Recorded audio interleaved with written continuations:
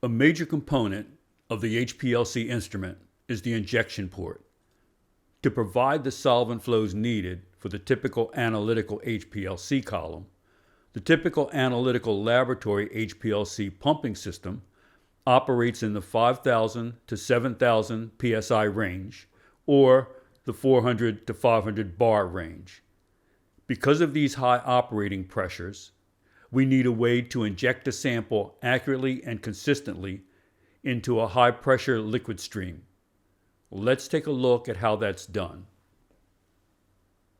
Let's go through the steps it takes for a good sample injection. From the previous analysis, the handle should be in the inject position. Rotate the handle into the load position. Insert the syringe into the needle injection port until it stops. Inject the entire sample. The sample volume in the syringe should be enough to overfill the sample loop. Turn the handle to inject. Remove the syringe and leave the handle in the inject position. Wait until you are ready to run the next sample, then return the handle to the load position. Keeping the handle in the inject position allows the sample loop to be continually flushed with mobile phase. This helps with any issues concerning sample contamination. Now that we know how to inject a sample, let's take a look at the anatomy of the entire injector port. From left to right, the injector port is comprised of the injector handle, the shaft assembly that guides the syringe needle, the body of the injector port, and the outer stator ring. Next, there is the rotor seal casing and the rotor seal. Completing the injector port assembly are the stator, the sample loop, and the fittings required to hold the assembly together.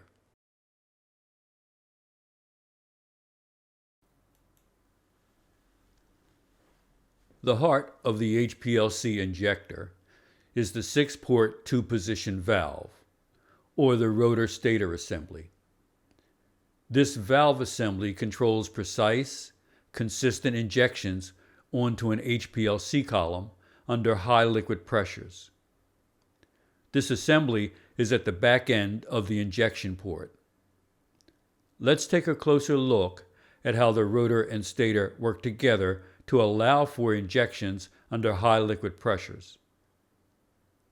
The rotor sits inside the metal rotor seal casing, which is pressed against the back of the stator.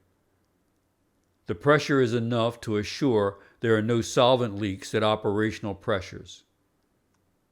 The rotor and rotor casing have a hole for the syringe to pass through to the entrance of the sample loop. The rotor also has 2 troughs or channels to direct solvent from and to the appropriate flow paths. If we rotate the injector around to the back and look through the end of the stator to the rotor, we can see there are fittings and tubings that complete the assembly. Let's transition to an orthogonal view of the injector port back end, looking directly through the stator.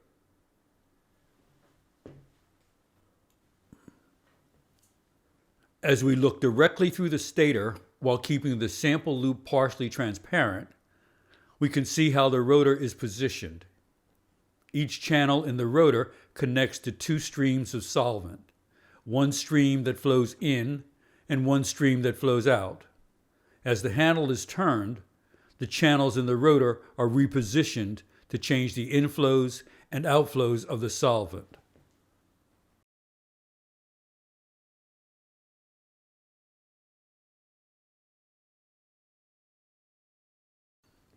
The injector port has 2 positions, the inject position and the load position. In the load position, you are loading your sample into the sample loop, while the solvent coming from the pumping system goes directly onto the HPLC column.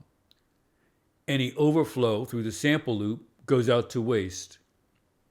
So in the load position, the sample loop is under normal pressure, while the connection tubing directing solvent to the HPLC column is under high pressure from the pumping system. In the inject position, the valve is switched to make the contents of the sample loop flow onto the HPLC column, and any excess sample or solvent is directed to waste.